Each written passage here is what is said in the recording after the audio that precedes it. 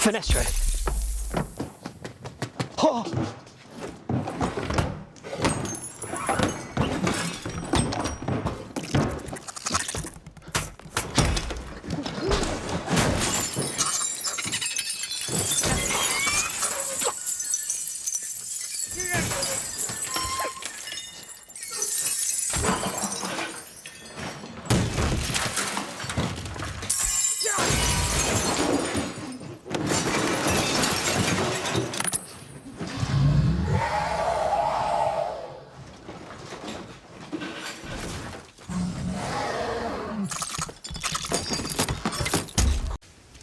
You prefer pie or strudel?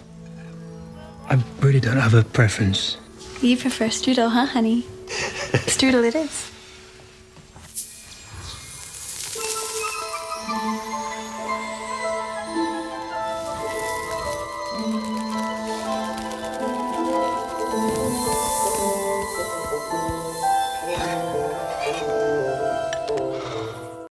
You're an interesting man, Mr. Scamander. He was thrown out of Hogwarts for endangering human life. That was an accident. With a beast. Yet one of your teachers argued strongly against your expulsion. Now, what makes Albus Dumbledore so fond of you?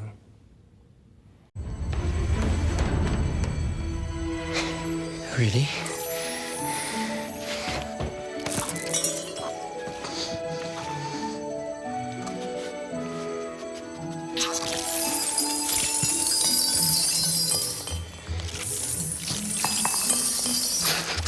Look. You're the guy with the case full of monsters, huh? News travels fast. I was hoping you'd be able to tell me if there have been any sightings, tracks, that sort of thing. You got a pretty big price on your head, Mr. Scamander. Why should I help you? Instead of turning you in. I take it I'll have to make it worth your while. Let's consider it a covered charge.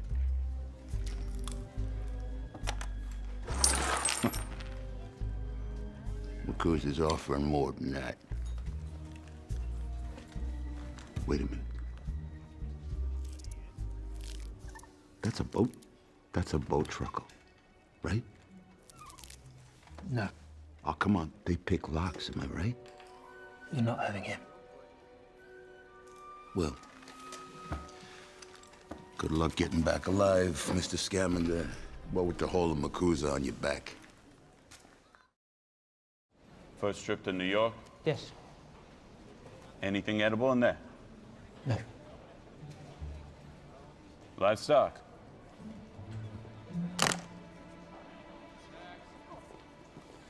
Must get that fixed. No. Let me take a look.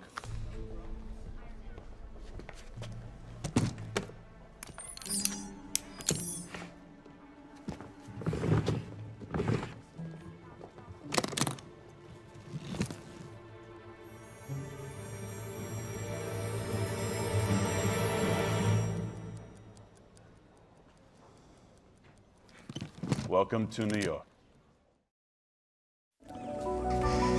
Right, on your hop. Oh! Here's some attachment issues. Now come on, pick it.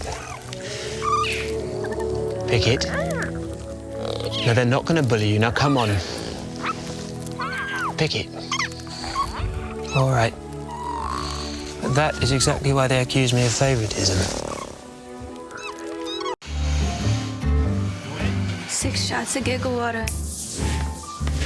Who all my matches like you? No, I'm the only one like me.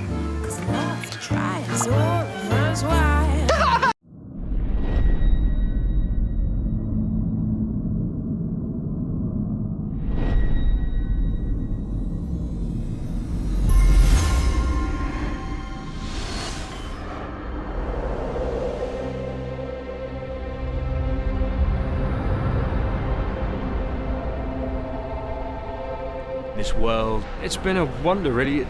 It's just unlike anything I've ever been a part of.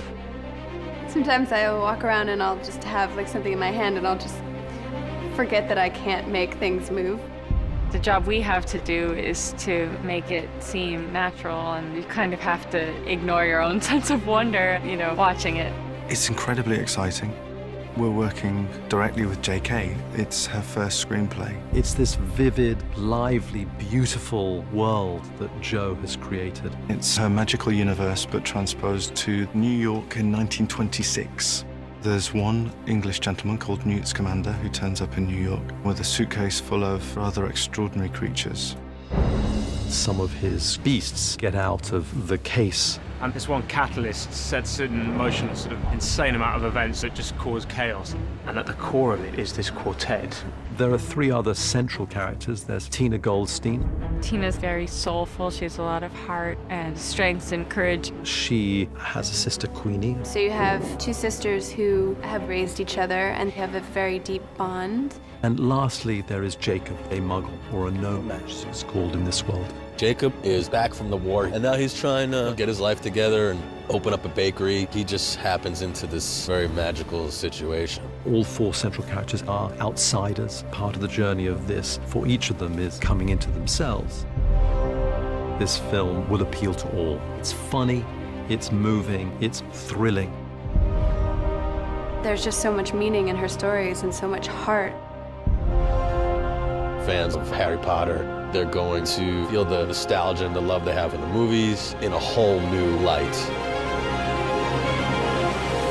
It's like imagination taken to the extreme.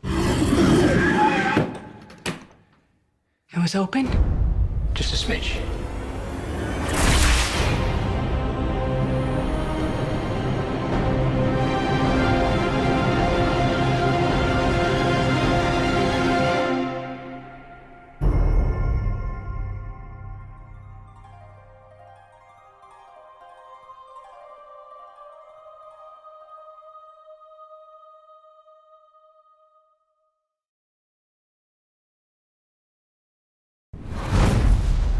First trip to America? Yes. Must get that fixed. This world has been a wonder, really. It's just unlike anything I've ever been a part of. There's so much to see. You kind of have to ignore your own sense of wonder. So incredible and vast and different and rooted also in the period, but with its own magical spin on it. Something is stalking our city. Witches live among us. There's a world of magic and wizardry and the expansiveness of the imagination. This is a fairy tale with wizards and witches and creatures.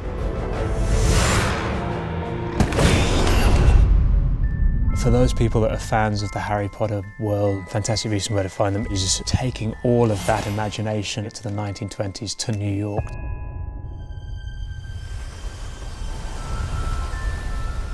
This is very much a fresh world. It's very much a new wizarding world. And it's time. We're working directly with JK. It's her first screenplay. It's amazing. It's kind of putting the band back together again. I don't think I'm dreaming. What gave it away? I ain't got the brains to make this up. She really is our leading lady, as it were. To be with her as she's creating and inventing an entire story. Yes, J.K. Rowling's world substantially moved on, or rather moved back. It's set in New York in 1926, as you know. It's the most exciting period, the Jazz Age, just a couple of years before the Depression. It's a story of extremes, and it's a fascinating challenge for a designer, obviously. It's her magical universe, but transposed to the United States. It's the mid-1920s, and we have gone back in time. To see the level of craft and the level of imagination made manifest physically in this world through the costumes and the set designs, and it's pretty extraordinary. It was a time of sort of industry and change, and the place was finding its form. They've managed to create here that vibrancy and that jazz quality, which is wonderful. We have a fantastic team around us who are as ambitious for this as we are. Everything is examined perfectly and produced perfectly for the periods. Just all the beautiful Art Deco signage and everything that used to be all over New York. Every time you turn, you see a snapshot of authentic perfectness, you know? What's wonderful is when you read Joe's script, you take it into your own mind, and Stuart has taken it to a place that is bigger, that is better, that is more sort of wilder than your own imagination. We're working with the person who created the entire universe to begin with. For everyone who's grown up with Joe's world and those books and the movies, it will feel like a real treat.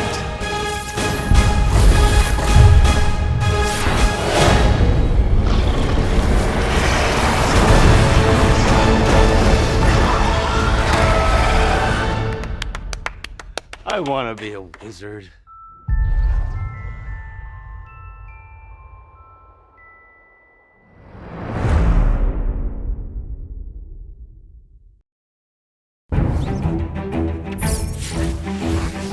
I think 3D, when used correctly, is a wonderful tool.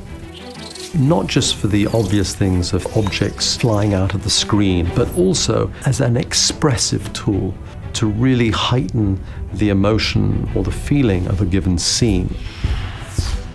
We worked with Chris Parks on the 3D. He did Gravity, and really clever, gifted man who's helped us create a 3D shape for the movie that is expressive and tasteful and supports storytelling.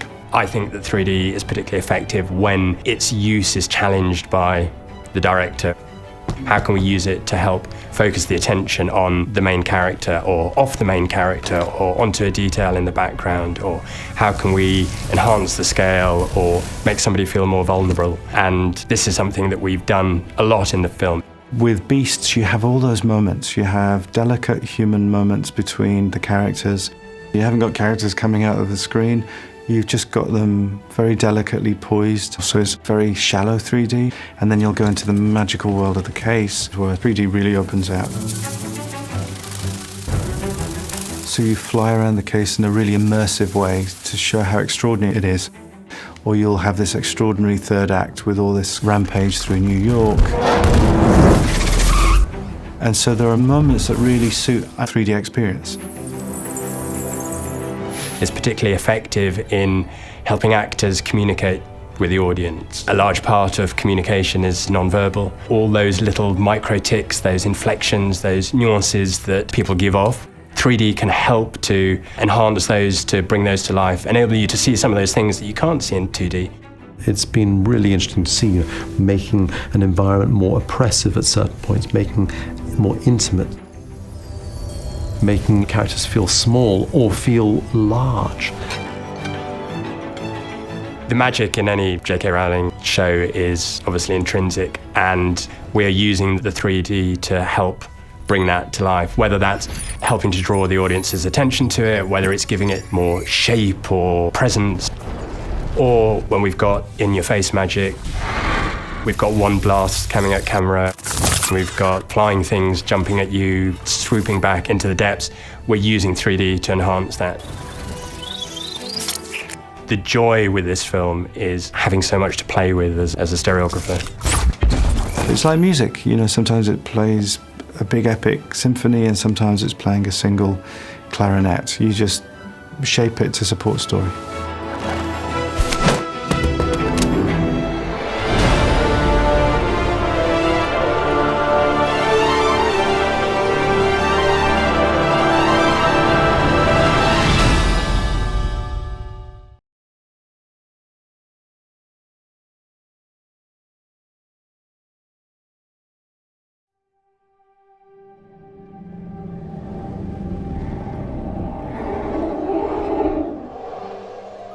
You've known for 24 hours that an unregistered wizard set magical beasts loose in New York? Yes. Where is this man?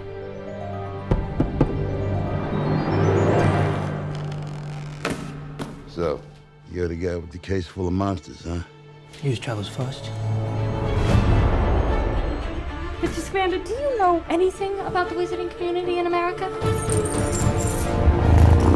We don't let things loose. Hey, Mr. English guy, I think your egg is hatching.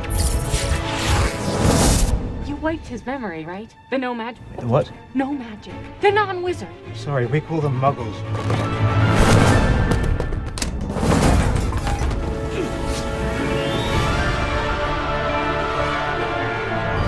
I don't think I'm dreaming. Give it away. I ain't got the brains to make this up. Something is stalking our city, wreaking destruction, and then disappearing without a trace. Witches live among us. We've lived in the shadows for too long. I ask all of you, who does this protect? Us or them? Danger. He senses danger. This is related to Grindelwald's attacks in Europe. This could mean war. We got a plan, right, guys? They need our help.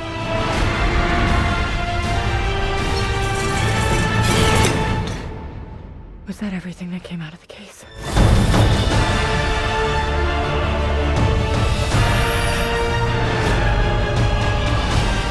I won't let another one die. I refuse to bow down any longer.